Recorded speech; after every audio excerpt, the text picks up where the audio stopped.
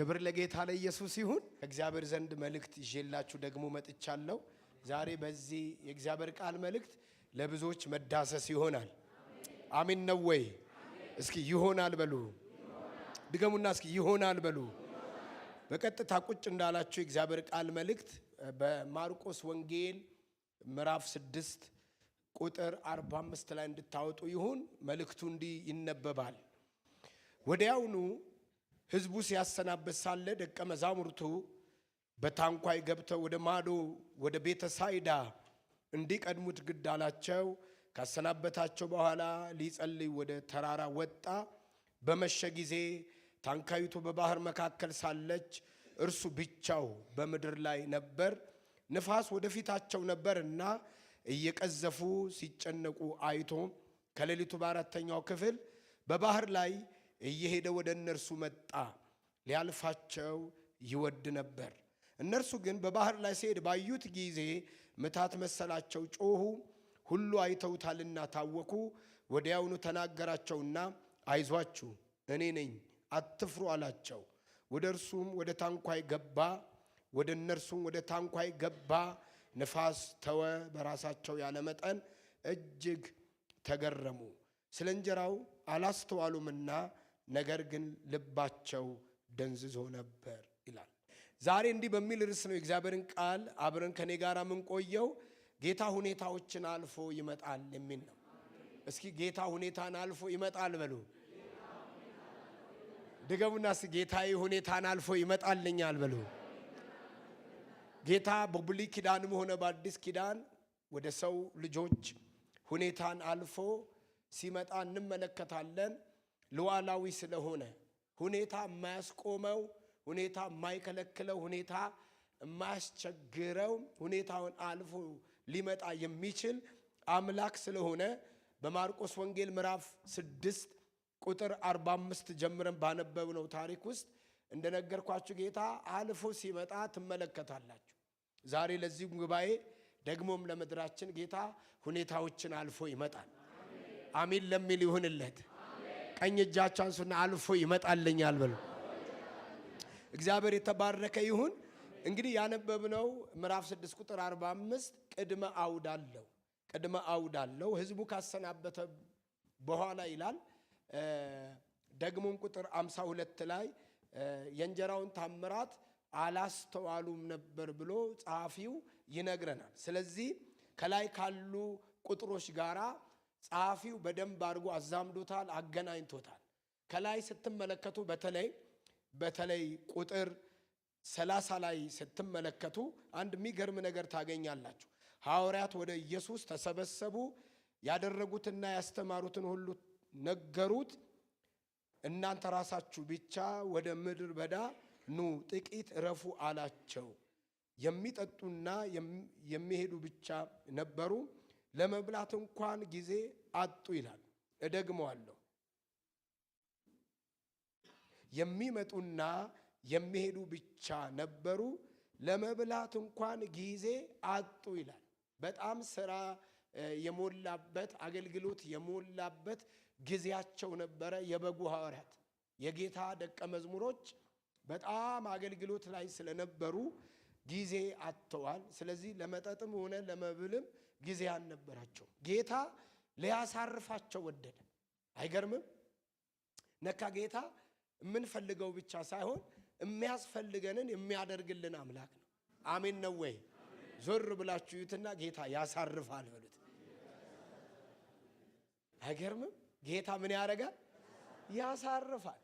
እና አገልጋዮቹን ደቀ መዛሙርቱን የበጉ ሐዋርያት ሊያሳርፋቸው ወደደና ወደ ምድረ በዳ ፈቀቅ እንዲሉ ብቻቸው ነገራቸው። ነገር ግን ወደ ምድረ በዳ ፈቀቅ ሲሉ እየሄዱ ሳሉ በሕዝቡ ዘንድ የተገለጠ ሆነ። ሕዝቡ አወቀባቸው። ሕዝቡ ስላወቀባቸው ሐዋርያቱም ሆነ ጌታን ሕዝቡ ተከተለ። በጣም ቁጥሩ የጨመረ ሕዝብ ነው የተከተላቸው። እና በጣም የሚገርመኝ ቃል ቢያንስ ከ5000 ሰው በላይ ወንዶች ብቻ ከቆጠረን እህቶችና ሕፃናት ከተቆጠሩ በጣም ብዙ ሺህ ሕዝብ ነው ወደ ምድረ በዳ። ደቀ መዛሙርቱንም ጌታም ተከትሎ ሄደ እና ጌታ የጎደላቸውን አየ። በተለይ ሕዝቡ አይገርምም? የጎደላቸውን አየ። ምንድነው የጎደላቸው ብላችሁ መጽሐፉን ስትጠይቁት እረኛ እንደሌለው ሆነው ተበትኖ አያቸው። እና በእስራኤል ልማድ እረኛ በጣም ትልቅ ስፍራ አለ። ሕዝቡን አየውና እረኛ እንደጎደለው ተመለከተ። ዛሬ መልእክት አለኝ። የጎደላችሁ ከላይ ይለቀቃል። እስኪ የጨመረ አሜን አሜን በሉ። አዎ እግዚአብሔር የጎደላቸውን አየ። እረኛ እንደሌላቸው ተመለከተ። እረኛ አታችኋል ማለት ቢያንስ 3 ነገር ይጎላችኋል። ምንድነው ስትሉ የመጀመሪያው የሚያሰማራችሁ አታገኙ። የሚያሰማራችሁ ይጎላችኋል። በለመለመ መስክ ረፍት ወዳለበት እምትበሉት ወዳለበት የሚያሰማራችሁ ይጎላችኋል። ሁለተኛ እረኛ የላችሁም ማለት የሚጠብቃችሁ ተኩላ በመጣ ጊዜ፣ በላተኛ በመጣ ጊዜ፣ ነፍሳችሁን የሚፈልግ በመጣ ጊዜ የሚታደጋችሁ አይኖርም፣ የሚጠብቃችሁ አይኖርም፣ ፕሮቴክት የሚያደርጋችሁ አይኖርም። ስለዚህ ጌታ የሚያሰማራቸው ብቻ ሳይሆን የሚጠብቃቸው እንደሌለ ተመለከተ። ሶስተኛ እረኛ ይመግባቸዋል። የእስራኤል የእረኝነት ልማድ ድንቅ ነው፣ ድንቅ ነው። በጎች እረኛቸውን ቀድመውት አያውቁም። ብዙ አይንቀሸቀሹም። እረኛው መጓዝ ሲጀምር፣ እረኛው መሄድ ሲጀምር እየተከተሉት ይራመዳሉ። እየተከተሉ ነገራቸው ወዳለበት፣ መብላቸው ወዳለበት፣ ረፍታቸው ወዳለበት ይጓዛሉ። ክብር ለእግዚአብሔር ይሁን። ስለዚህ ጌታ ኢየሱስ እረኛ እንደሌላቸው አየና አዘነላቸው። ከዛ ምን አረገ ስትሉ አስተማራቸው። አስተማራቸው። ከጌታ አፍ የሚወጣ ጸጋ፣ ከጌታ አፍ የሚወጣ ትምህርት ለሕዝቡ ሆነ። ሕዝቡ ከጌታው ተማረ።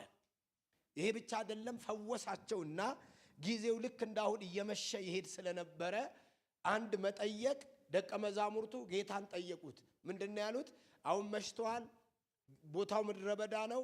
ወደ ባላገር፣ ወደ ገጠር፣ ወደ ከተማ እየሄዱ ገዝተው ይመገቡ፣ ልቀቃቸው አሉት። እና በጣም የሚገርመውና የሚደንቀው ነገር ጌታችን መድኃኒታችን ኢየሱስ ክርስቶስ እናንተ ጋር ስንት አለ? ምን ይዛችኋል? አለ እና አንድ ብላቴና 5 እንጀራ 2 ዓሣ ይዞ ተገኘ። እሱን ጌታ ባረከው፣ አበዛው። በልተው ጠግበው ታሪኩ እንደምታውቁት ከ12 መሶብ በላይ ተሰበሰበ። ዛሬ ባርካቸዋለሁ። ጌታ የተትረፈረፈ ነገር ውስጥ ይከታቸዋል። ሕዝቡም ይላል ጩሁና አሚን በሉ። ድገሙና እስኪ አሚን በሉ። አዎ አትረፈረፈው፣ አትረፈረፈው። በሉ አተረፉ። 12 መሶብ ተነሳ። ከዛ ልክ 45 ላይ ስንጀምር ሕዝቡን አሰናበተው ይልና ለደቀ መዛሙርቱ ግን መንገድ መረጠላቸው። አሁን ወደ መልእክቴ እየገባው መንገድ መረጠላቸው። አይታችሁ እንደሆነ በተለይ ረጅም ጊዜ በእግዚአብሔር ቤት የቆዩ ሰዎች ክፈተው የምንለው ነገር አለ። የትዳሩን ክፈተው፣ የአገልግሎቱን ክፈተው፣ የሥራ በር ክፈተው፣ የኬንያውንም የአውሮፓውንም የአሜሪካውንም አያይዘን ክፈተው እንላለን። እነዚህ ደቀ መዛሙርት ክፈተው ብለው ሳይጠይቁ ወደ ቤተፋጌ እንሂድ አሻግረን ብለው ሳይለምኑት እርሱ ራሱ ወደ ቤተፋጌ ተሻገሩ ብሎ መንገድ መረጠላቸው። ዛሬ ለአንዳንዶቻችሁ በጌታ የተመረጠ መንገድ ያገኛቸዋል። የጨመረ አሜን ይባላል። በጌታ የተመረጠ መንገድ ተሰጣቸው። አሜን ነው ወይ? ሳይጠይቁት እርሱ ራሱ ተሻገሩ አለ። ሕዝቡን አሰናብቶ መንገድ አስጀመራቸው፣ ጉዞ አስጀመራቸው። ሕዝቡ ወደ ቤቱ ሄደዋል። ደቀ መዛሙርቱ ግን ከጌታ ሰምተው ወደ ቤተፋጌ ለመሄድ ጉዞ ጀመሩ እና ጉዞው ደግሞ የባህር ጉዞ ነው። በታንኳይ ነው የተሳፈሩት። ጉዞ እንደጀመሩ መንገድ እንደጀመሩ ወደ ተባሉበት ቤተፋጌ ሳይደርሱ መንገዳቸው ላይ ከባድ ንፋስ ተነሳ። አንዳንዶቻችሁ እግዚአብሔር በመረጠው ትዳር፣ እግዚአብሔር በመረጠው ቢዝነስ፣ እግዚአብሔር በመረጠው ሕዝብ መካከል እግዚአብሔር አሰማርቷችሁ ሲያበቃ ጥቂት የሆነ ተግዳሮት ሲገጥማችሁ እንደ ተሳሳታችሁ አትቁጠሩ። መንገድ እንደጠፋባችሁ አትቁጠሩ። በጣም ብዙዎቻችን በዚህ ጉዳይ ራሳችንን እንወጋለን፣ እናሰቃያለን፣ እንከሳለን። አይታችኋል። ማርቆስ ወንጌል ምዕራፍ 6 ራሱ እግዚአብሔር ሰዎችን መንገድ አስጀምሯቸው ሲያበቃ መንገድ መርጦላቸው ሲያበቃ ራሱ እግዚአብሔር በመረጠው መንገድ ነፋስ የሚባል አላስኬድ የሚል አላሻግር የሚል ገጠማቸው። ዛሬ መልእክት አለኝ እንደገና ጌታ በመረጠው መንገድ እየሄዳችሁ ወጀብ አላስኬድ ያላችሁ ሰዎች ጌታ ወጀቡን አልፎ ይመጣል። ጌታ ወጀቡን አልፎ ይመጣል። ጌታ ችግሩን አልፎ ይመጣል።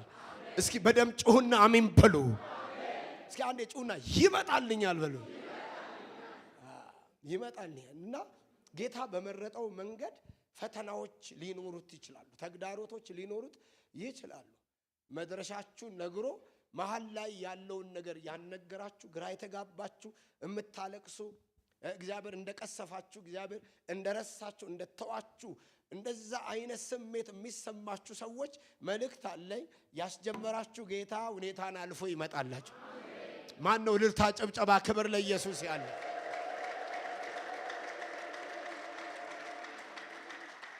ከዛ ማርቆስ ምንድነው የሚለን? እየቀዘፉ ሲጨነቁ አያቸው። እሱ እየጸለየ ነው፣ ተራራ ላይ ነው ያለው፣ በምድር ብቻው ነው ያለው።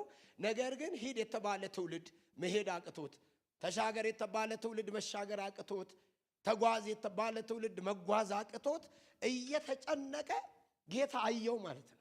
እና ጌታ አያቸውና ከባድ የሆነ ውሳኔ ወስኖ ነው በባህር ላይ እየተራመደ አያችሁ። ዛሬ ለእናንተ መልእክት አለኝ። ከባዱ ቀላል ይሆንላችሁ። ዞር ብለ ይውና ከባዱ ቀላል ይሆንልሃል በሉ። ድገምና ነገር ከባዱ ለጌታ ቀላል ነው በሉ።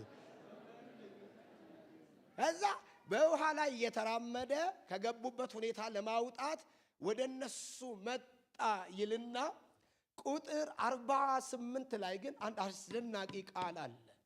እርሱ ላይ ጥቂት እቆያለሁ። ሊያልፋቸው ይወድ ነበር ይላል።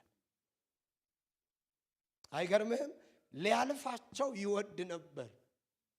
በዛ ሁኔታ ውስጥ ሆኖ አዎ መጓዝ አቅቷቸው፣ አዎ ንፋሱ በርትቶ ወጀቡ በርትቶ መጓዝ አቅቷቸው መሻገር አቅቷቸው በዛ ሁኔታ ውስጥ ላሉ ራሱ መንገድ አስጀምሯቸው ሲያበቃ መንገድ መርጦላቸው ሲያበቃ እየቀረባቸው እየተጠጋቸው እያለ የልቡ ሐሳብ እንዲህ ነበረ አለ ማርቆስ። ምን ነበረ ስትሉ ሊያልፋቸው ይወድ ነበር ይላል። በጣም ከባድ ቃል። ሊያልፋቸው ይወድ ነበር። ለምንድን ነው ጌታ ሊያልፋቸው ይወድ ነበር? መጽሐፍ ቅዱስ አንባቢና አስተማሪ ስትሆኑ ከእግዚአብሔር ቃል ጋር የመቆየት ልማድ ሲኖራችሁ ከክፍሉ ጋር ስትቆዩ በጣም በጣም በጣም በጣም በጣም ገራሚ ሐሳብ ሆኖ ታገኙታላችሁ። ሊያልፋቸው ይወድ ነበር። ለምን ስትሉ ቢያንስ 3 ምክንያቱን ማንሳት እፈልጋለሁ። የመጀመሪያው ጌታ በውሃ ላይ እየተራመደ ወደነሱ እየመጣ ሁሉንም አይተውት ካዩት በኋላ አንድ ነገር አሉ። ምንድነው ያሉት? ምታት ነው አሉት ይላል። ቀን ከነሱ ጋር እኮ ነው ያለው። ቢያንስ ከ25,000 ሰዎች በላይ እንጀራ አብዝቶ መግቦ ታምራት አድርጎ ህዝቡን በዛ ክብር ልክ በዛ ታምራት ልክ አገልግሎት እነሱ ያንን አገልግሎት ተመልክተው በውሃ ላይ ሲጨነቁ ነፋሱ ሲያስጨንቃቸው ያወጣናል አይሉም፣ ያድነናል አይሉም፣ ይቤዠናል አይሉም፣ ይመጣልናል አይሉም፣ ያስቀጥለናል አይሉም። እንደውም ሊያወጣቸው ሲመጣ ወጀብ ብለው አሉት። እና ድንገት የተፈጠረባቸው ሐሳብ እንዳይመስላችሁ፣ እንደው በዛ ጭንቀት የመጣ ሐሳብ እንዳይመስላችሁ። ሰዎቹ በእስራኤል ልማድ ባህር ላይ ወንዞች ላይ ሌሊት ላይ ጋኔን ይንቀሳቀሳል፣ አጋንንት ይንቀሳቀሳል የሚል እሳቤ አላቸው። በኢትዮጵያም በአንዳንድ ክፍለ ሀገራት እንደ አይነት ልማዶች አሉ። ጋኔን ይንቀሳቀሳል። ሰዎች እንደውም ይገብሩለታል፣ ይሰውለታል። እና በዛ ጭንቅ በዛ ሌሊት በዛ አስቸጋሪ ሁኔታ ውስጥ ሆነው ምታት አሉት። እየመጣልን ነው አላሉት። እየመጣልን ነው አላሉ። ደርሶልናል አላሉም። ሊያስቀጥለን ነው አላሉም። ሊያወጣን ነው አላሉም። ለምን ምታት አሉ ብላችሁ መጽሐፉን ስትጠይቁት የክፍሉን ሐሳብ የሚያብራራው ቁጥር 52 ነው። ቁጥር 52 ምን ይላል? በልባቸው ደንዝዘው ነበር ይላል። በልባቸው ደንዝዘው ነበር። በከባድ ድንዛዜ ውስጥ ነው ያሉት ሰዎቹ። ማርቆስ ሲገልጣቸው ገልጦ ሲያወራ የነበሩበት ሁኔታ ሲነግረን ምንድነው ብሎ ሚላል? በልባቸው ደንዝዘው ነበር። እግዚአብሔር ሐሳቡ እንጀራ አብዝቶ ለደቀ መዛሙርቱ ለሚከተሉትና ለበጉ ሐዋርያት መናገር ይፈልጋል። እነሱ ግን ታምራት ያደረገበት መንገድ አላወቁትም። የእግዚአብሔር ልጅ ሆኖ በመካከላቸው እንደተገለጠ እስራኤልም ሆኖ ዓለምን ሁሉ የሚቤዥ የእግዚአብሔር ልጅ ሆኖ በመካከላቸው የተገለጠው የእግዚአብሔር ልጅ ኢየሱስ እንጀራ ባበዛ ጊዜ ለምን እንደበዛ ሁሉ ያስተውሉ። ለምን ያንን እንዳደረገ ሁሉ አይገባቸውም። ለምንድነው ስትሉ ደንዝዘው ነበር ይላል። ዛሬ መልእክት አለኝ። የጌታን ስራና ጌታን እንዳታስተውሉ አዚም የጣለ የሆነ አዚም ይመታል። ከምድራችን ላይ ይመታል። ማላኩ ባህዲና መሲ ባህዲና እስከ አንድ ጩና ይመታል በሉ። ደንዝዘው ነበር ይልና አያይዞ ሲናገር የእንጀራውንም ታምራት አላስተዋሉም ይላል። አላስተውልም። አያ እግዚአብሔር ቸርነት ሲያረግልህ፣ እግዚአብሔር ሲረዳ፣ እግዚአብሔር ነገሮችን ሲያከናውን ራስህን እንደ ልዩ ፍጥረት ስፔሻል አርገ አትመልከት። በዛ ውስጥ የእግዚአብሔርን ቸርነት እግዚአብሔር ምን ሊያወራ እንደፈለገ አስተውል። ደቀ መዛሙርቱ እንጀራ በስቷል፣ በልተው ተደንቀዋል፣ ተገርመዋል። ከዛ ያለፈ መረዳት አልነበራቸው። ለምን ብለ ማርቆስ ብትጠይቀው ደንዝዘው ነበር ይላል። ስለዚህ መጽሐፉ ሊያልፋቸው ይወድ ነበር። እንጀራ አብዝቶ አልገባቸውም። መንገዳቸው ላይ ንፋስ ተነስቶ ወጀብ ተነስቶ ሊያስቆመው፣ ሊገስጸው፣ ሊያስቀጥላቸው፣ ሊያራምዳቸው መጥቶላቸው ሳለ የጌታን ነገር አያስተውሉም ነበር። እኔ በጣም የገረመኝ እና የደነቀኝ ታሪኩ ግን በዚህ አልተቋጨም።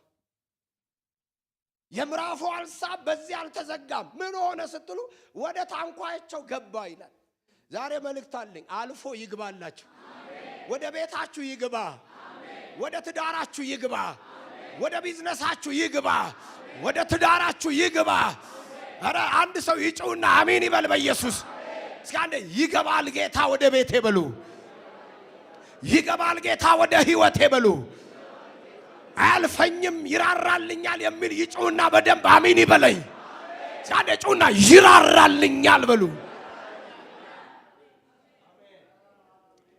የሚገርም እኮ ነው ምህረቱ፣ የሚገርም እኮ ነው ርህራሄው፣ የሚገርም እኮ ነው ፍቅሩ፣ የሚገርም እኮ ነው ቸርነቱ፣ የሚገርም እኮ ነው ወዳጆቼ። አልጨከነባቸውም።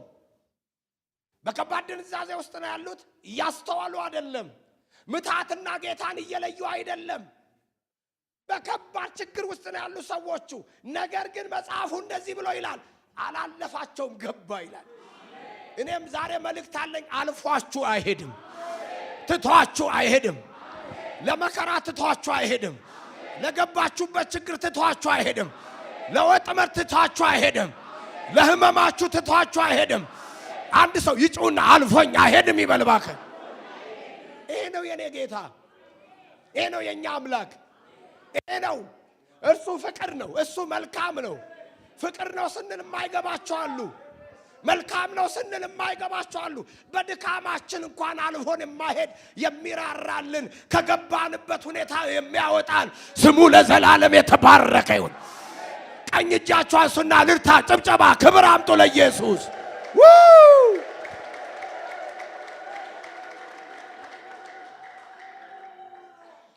ፍቅር ነው ስንል ለማይገባቸው ምሕረቱ ለዘላለም ነው ብለን ስናወራ ላልተረዱን መልእክት አለን። ይሄ ነው የኛ አምላክ፣ ይሄ ነው የኛ ኢየሱስ፣ ይሄ ነው የኛ ንጉሥ፣ ይሄ ነው ወዳጃችን፣ ይሄ ነው እረኛችን፣ ይሄ ነው ጠባቂያችን።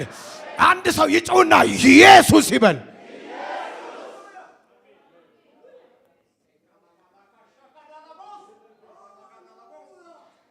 ምንም እንኳን አልፏቸው ለመሄድ ይወድ ቢሆንም የሚወድ ቢሆንም ነገር ግን ከገቡበት ሁኔታ ለማውጣት ያስቸገራቸውን፣ የሞገታቸውን፣ የገደባቸውን ለመገሰጽ ገባ። እስኪ አንዴ ገባ በሉ እስኪ። ጨብጡትና በጌታ ፍቅር ንገሩት። ዘንድሮ አልፎ አይሄድም በሉት። ይራራልሃል በሉት። ይራራልሻል በሉት። ይራራልናል በሉት። ለዚህች አጥቢያ ቤተክርስቲያን መልእክት አለ። ለሀገሬ ኢትዮጵያ መልእክት አለ። ለትውልዱ መልእክት አለን። ጌታ አልፎን አይሄድም። ለችግራችን ትቶን አይሄድም። ለገባንበት መከራ ትቶን አይሄድም። ያናሳ ከባንዳ አረ ትቶ አይሄድም ይላል የጌታ መንፈስ። አንድ ሰው ይጮህና አሜን ይበላ። እሰይ እንደገና አልፎኝ አይሄድም በሉ ግን ይላል እና ገባ ይልና ንፋሱ ተወ ይላል። ክብር ለኢየሱስ ይሁን። አሜን ነው ወይ? ምን አይነት ሁኔታ ነው አልፎ የመጣው ብለን መጽሐፉን ስንጠይቀው ቢያንስ ሐሳቤን ነገሬን ለመቋጨት 3 ነገሮች ብቻ እናንሳ። ጌታ አልፏቸው የመጣው የመጀመሪያው ወጀቡ ሆኖ ታገኙታላችሁ። ወጀቡ የሚለው 3 ፊደል ነው፣ አንድ ቃል ነው። ግን እኮ ያስቆማቸው ነው፣ የገደባቸው ነው፣ የሞገታቸው ነው። ጉዞ ቢያንስ 12 ሰዓት ከቀኑ ቢጀምሩ እስከ ሌሊቱ 10 ሰዓት ታግለውታል። እኔ መልእክት አለኝ ለረጅም ዘመን በትግልም የምትታወቁ ሰዎች እግዚአብሔር በቃ ይላችኋል። ማላካባ እስኪ አንድ ጩና በቃ በሉ። በትዳር ትግል፣ በአገልግሎት ትግል፣ በህይወት ትግል፣ በኑሮ ትግል እግዚአብሔር እንደዚህ ይላችኋል በቃ። እስኪ አንድ ጩና ትግል በቃ በሉ እስኪ።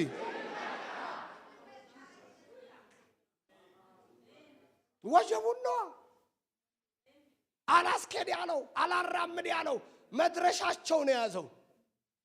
መንገድ የዘጋ የተቋቋማቸው፣ ያስጮኋቸው፣ ያስፈራቸው በእነሱና በጌታ መካከል ጣልቃ የገባ ሁና ካማ ሀዲያና ካባ ነግሮኛል የሰማይ አምላክ። ዘንድሮ አልፎ ይመጣልናል። ሁኔታን አልፎ ይመጣልናል። ወጀቡን አልፎ ይመጣልናል። በሽታውን አልፎ ይመጣልናል። ጠላቶቻችንን አልፎ ይመጣልናል። ያደሙብንን አልፎ ይመጣልናል። ሊቋቋሙን ያሉትን አልፎ ይመጣልናል። እጃችሁ አንሱና አልፎ ይመጣልኛል። አልፎት መጣ። አሜን ነው ወይ? አሜን ነው ወይ? እኔ አላቅም። ጌታ በመንፈሴ ድምጽ ያከብዳል። የአንድ እህት መልእክት እንደሆነ በደንብ አውቃለሁ። በመንፈሴ የሆነ መከራ በቃ ይላል ጌታ። የሆነ መከራ በቃ ይላል። የሆነ ተግዳሮት በቃ ይላል ጌታ። በቃ በትግል ያሳለፋችሁበት ጊዜ በቃ፣ የመከራ ጊዜ በቃ፣ የዋይታ ጊዜ በቃ። ብለጡኝና እስኪ ከኔ ጋር በቃ በሉ። አንድ ወዳጅ ያዙና ጌታ አልፎ ሊመጣልህ ነው በሉት። ሁለተኛ አልፎት የመጣው ምንድነው ያላችሁ እንደሆነ ጊዜው ነዋ። ጊዜው ነዋ። አይታል መጽሐፉ ስለ ጊዜው ትኩረት እንደሰጠ የምታውቀው ጻፊ ለጊዜ በጣም ትኩረት እንደሰጠ የምታውቀው ከሌሊቱ በአራተኛው ክፍል ይላል። አይሁድ ጊዜን የሚከፍሉት በአራት ነው። ከ9 ሰዓት እስከ 12 ሰዓት ለንጋቱ 12 ሰዓት ያለው ጊዜ አራተኛው ክፍል ብለው ይጠሩታል። ያ ጊዜ በጣም ከባድ ጊዜ ነው። ድቅድቅ ጨለማ የሚሆንበት ጌታንና ምታትን መለየት እስኪያቅት ጭልምልም ቢሆንበት የቅዝቃዜው የጨለማው በጣም ግርዶሹ አስቸጋሪ ነው። ማንም በዛ ሰዓት ሊመጣልህ አይችልም፣ ሊደርስልህ አይችልም ራሱ እግዚአብሔር ካልሆነ በቀር። እኔ መልእክት አለኝ ጊዜ አልፎብኛል ለሚሉ፣ እየረፈደ ነው ለሚሉ፣ አብቅቷል ለሚሉ ጌታ ጊዜን አልፎ ይመጣላቸው። አቤት አቤት አቤት አቤት አቤት አቤት አቤት። እስኪ አንድ ጩና ይችላል ብሎ ትዝ ይላችኋል። እግዚአብሔር የዘላለም አምላክ ወደ ዘካርያስ መልአኩን ላከው። እግዚአብሔር ልኮኛል ብሎ ወደ ዘካርያስ መጣ። ምን ብሎ? ሚስት ኤልሳቤጥ ትወልዳላችሁ። ምን ትልልሃለች? ትወልድልሃለች አለ። እና ዘካርያስ አሁን እኛ አሜን እንደምንለው አላለም። እኛ ኢትዮጵያውያን እልል እንደምንለው አላለም። ምንድን ነው ያለው? እኔ እኮ ሽማግሌ ነኝ አለ። ሚስቴም በእድሜዋ ምን ብላለች? በቃ አብቅቷል፣ ጊዜው አልፎበታል እያለን እኔ መልእክት አለኝ። ይሆን አልፎበታል ለምትሉት አልፎት ይመጣል። ይሆን አልፎበታል ለምትለው ነገር ራሱ እግዚአብሔር ያንን አልፎት ይመጣል። እስኪ አንድ ጩና ይመጣል በሉ እስኪ። አንዳንድ ነገር ለኛ ነው ያለፈ የሚመስልን፣ ለዘመዶቻችንና ታሪካችን ለሚያውቁ ለጎረቤቶቻችን ነው ያለፈብን፣ የተዘጋ የተቆለፈ ያበቃ የሚመስለው።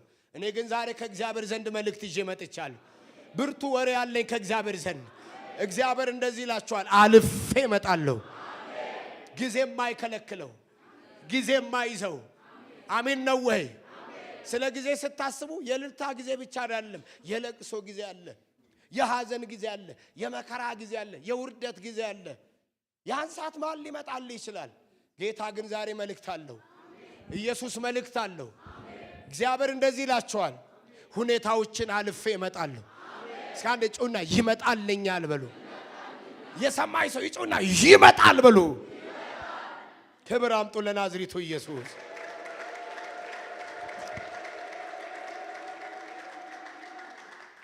ሶስተኛና የመጨረሻው ምንድነው? አልፎት የመጣ ሁኔታ ስትሉ የደቀ መዛሙርቱ ሁኔታ ነው።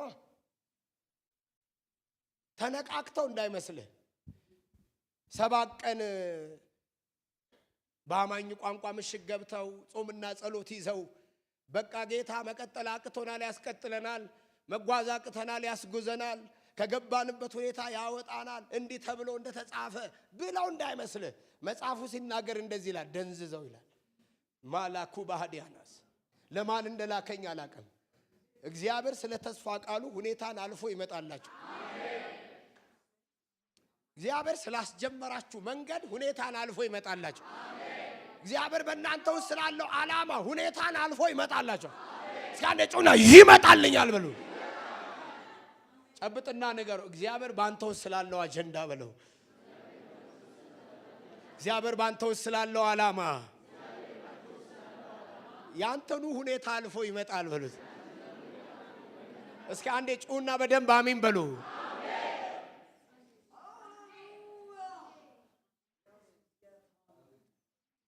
እግዚአብሔር በራሳችሁ ሁኔታ ተስፋ ለቆረጣችሁ ሰዎች ቃል ሰጥቶ ልኮኛል። የደከማችሁ የመሰላችሁ በራሳችሁ ያፈራችሁና የተሸማቀቃችሁ ተስፋ የቆረጣችሁ እነማን እንደሆኑ ግን አላቅም። መልእክት እንዳለኝ ግን አውቃለሁ። የገባህበት ሁኔታ አልፎት ይመጣል። እልልታ ይሰማ ለጌታ ለኢየሱስ። ሃሌሉያ።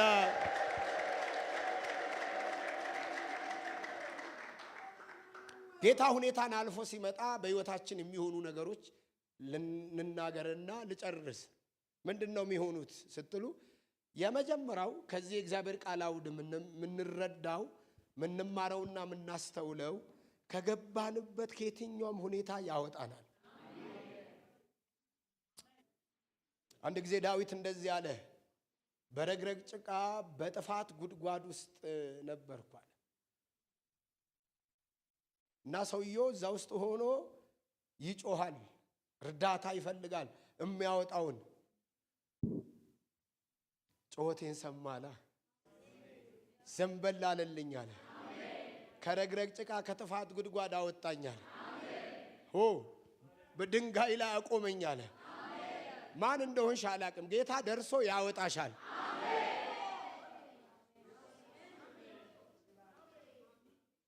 ለማን እየተናገርኩ እንደሆነ አላቅም፣ ጌታ ደርሶ ያወጣችኋል። ጌታ ደርሶ ያወጣሃል። ሰምጣ አትቀርም፣ ተውጣ አትቀርም። ዛሬ ለተፈጥሮ ሁሉ ከእግዚአብሔር ዘንድ ትእዛዝ ይደርሰዋል። እዚህ ቃል እየሰማችሁ በረከታችሁን የዋጠ ዘመናችሁን የበላ ትውልዳችሁን የያዘ ወደ ቤት እስክትሄዱ ከእግዚአብሔር ዘንድ ትዳር ይደርሰዋል። ትእዛዝ ይደርሰዋል። ከእግዚአብሔር ዘንድ ትእዛዝ ይደርሰዋል። ይለቅሃል እያልኩ ነው። ይተፋል እያልኩ ነው። ትወጣለህ እያልኩ ነው። እስኪ ጩና መውጣት ይሆናል በሉ። መጽሐፍ ቅዱስ እንዲህ ብሎ አለ። እግዚአብሔር አሳውን አዘዘው አለ። አላቅም ለአንድ ሰው ዛሬ ለሆነ ጉዳዩ ትእዛዝ ከላይ ሲመጣ ያለ አዘዘው ነው የሚለው። እኔ እንትና ነኝ ልትል አትችልም። እሱ አዞ እኔ አለቃ ነኝ ልትል አትችልም። እኔ ጡንቻ ያለኝ ልትል አትችልም። እኔ እንዲና እንዳ ልትል አትችልም። ዛሬ አላቅም ለጠላቶቻችሁ ከላይ ትእዛዝ ደርሷል። በረከትን ለያዘው ከላይ ትእዛዝ ደርሶታል። ዛሬ የሆነ ሰው መውጣት ይሆንለታል። እስካደ ጩና ያወጣኛል ብሉ። እስኪ ያወጣናል ብለጡኝና እስኪ ከኔ ጋር ያወጣኛል ብሉ። አንተ መታስተውል፣ አንተ ልብ የደነዘዘ እያንዳንድ ወደ ሰፈር ተመለስ አላለም። አቤት አቤት አቤት አቤት አቤት አቤት። እንደሱ እኮ ነው መሆን የነበረበት፣ ግን አላደረገም። ከገቡበት ከዛ ነገር አወጣቸው። ወደ ዳር ወጡ። መልእክት አለሽ። ከሆነ መከራ ያወጣሻል። መልእክት አለ። ከሆነ ችግር ያወጣል። ምናልባት ዘመዶች ይሆናል አልፎ የሄዱት ጓደኞች ሊሆኑ ይችላሉ። አላቅም፣ ግን ጌታ አይጨክንብህም። አረ አንድ ሰው ለእግዚአብሔር የመሆን እልልታ፣ ጭብጨባ፣ ክብር ያምጣ።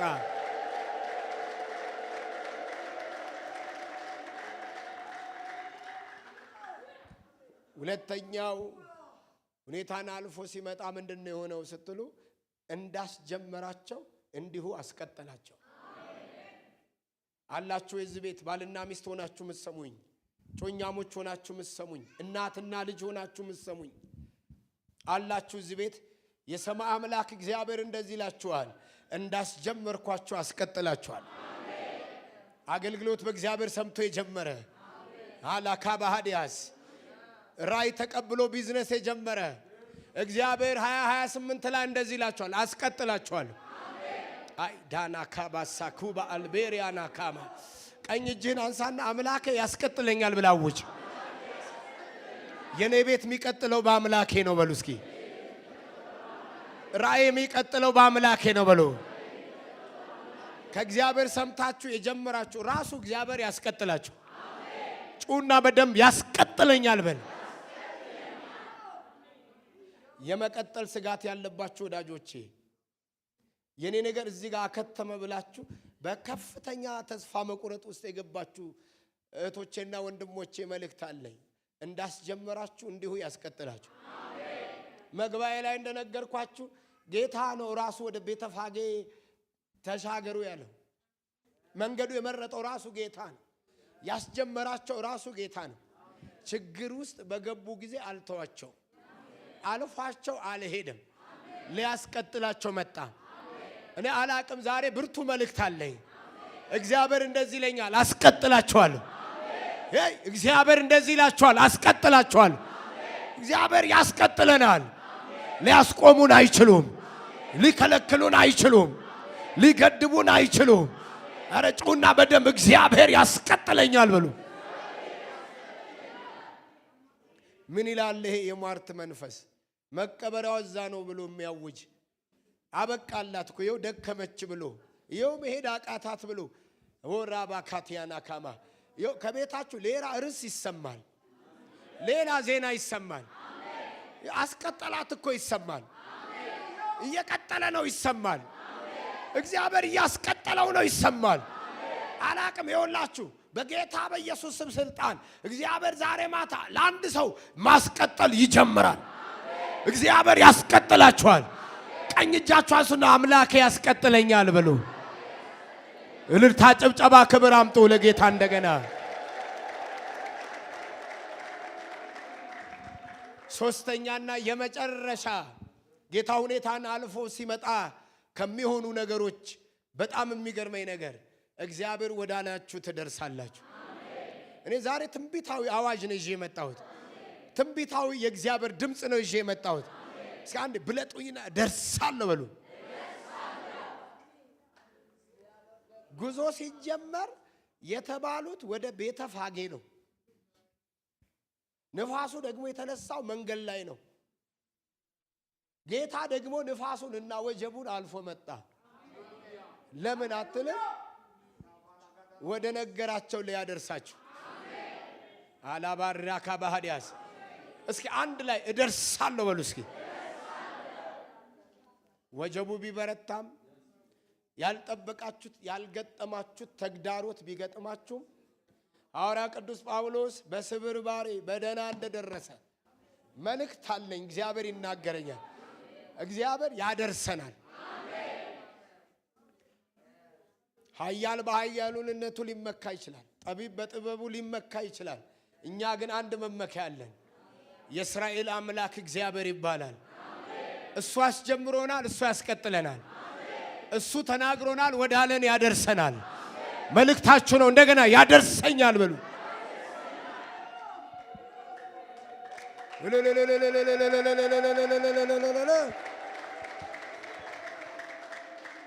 መጠጊያነ ግራ ለተጋባ ወደ ቅጥር ሮጦ ለገባ አያሳፍር ስም ጉልበታም ነው። ይታደጋል ዛሬም ለታመነው። ግዛትህን አይደፍረውም ሌላ።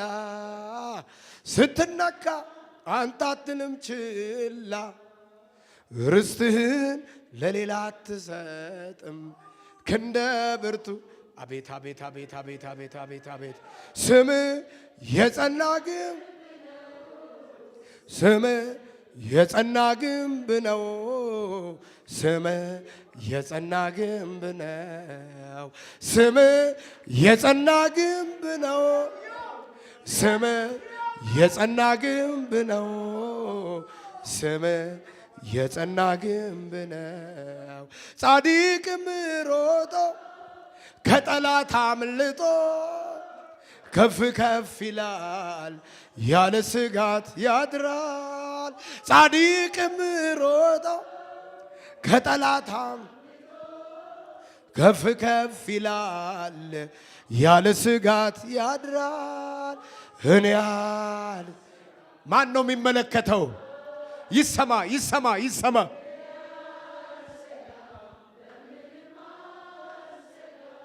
ምን ጎደለው አንተን የተጠጋ ባንዳች ነገር በምንም አልሰጋም።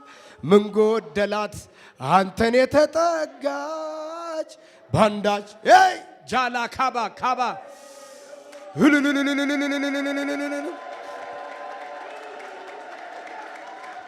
መስሎት ነበር ጠላቴ ወድቄ የምቀር። እግዚአብሔር ግን አበረት ሆነልኝ ግርማ ሞገስ። ዛሬ ዘምራለሁ ድካምን ስሙን አከብራለሁ ንገስ እለዋለሁ ስሙን አከብራለሁ ንገ ቆመን ቆመን ቆመን ቆመን እንዘምራለን። ቆመን እንጸልያለን።